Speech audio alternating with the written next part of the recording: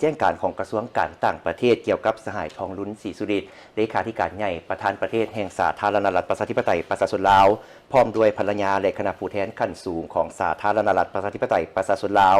จะเดินทางเยี่ยมยามรัฐกิจอยู่สาธารณรัฐสังคมนิยมเวียดนามแต่วันที่26-27มังกร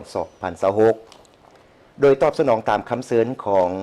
สหายตัวเริ่มเลขาธิการใหญ่คณะบริหารงานศูนย์กลางพรรคคอมมิวนิสต์เวียดนาม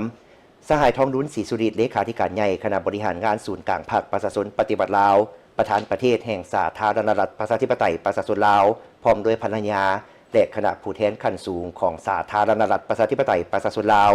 จะเดินทางเยี่ยมยามรัฐกิจสาธารณรัฐสังคมนิยมเวียดนามแต่วันที่26-27มังกร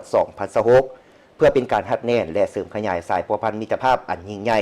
ความสามัคคีพิเศษการร่วมมือรอบด้านและหุ้นส่วนยุทธศาสตร์ระหว่าง2 ภาค 2 รัฐและประชาชน2 ชาติลาวเวียดนาม